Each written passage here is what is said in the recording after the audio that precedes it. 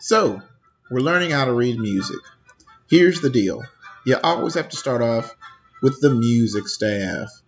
Music staff is 5 lines and it's 4 spaces. Again, 5 lines and it's 4 spaces. Now, the only thing that music staff tells us is, as we have notes on that music staff, the higher up they are on the staff, the higher the actual pitch of the sound will be. And then the lower they are on the staff, then the lower the pitch will be. Well, that's all we know until we add clefs to the music staff.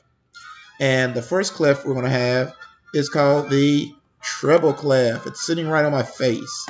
Yeah, the treble clef assigns a letter name to each line and to each space of the music staff. And in our music, we only have 7 letter names. They are A, B, C, D, E, F, and G. But when you have a treble clef, it tells you exactly the letter name of each line and each space. And it looks like this. Now you can see clearly the lines and the spaces go in alphabetical order. The first line is an E, and then you can see it goes in alphabetical order, then F, then G. But since we only go to G, it goes back to A after that, then B, then C, D, E, F.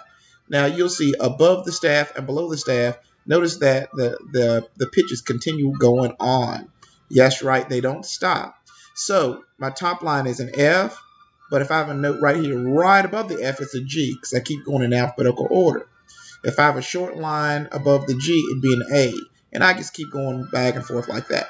Now down here, you can see right below the E is a D. Why?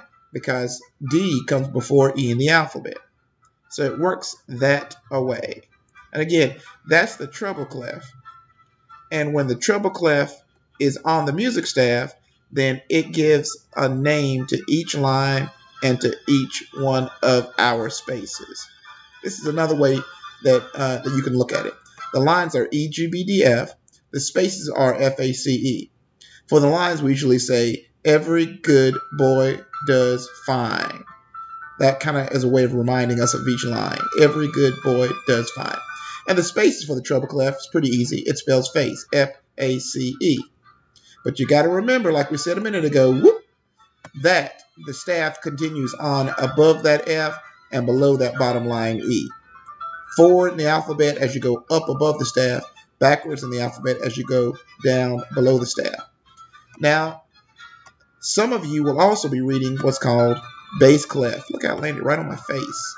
Now, bass clef does the same thing as treble clef. It assigns a line and a space names, so that we just aren't saying, oh, we get higher as you go up the staff and you get lower as you go down the staff.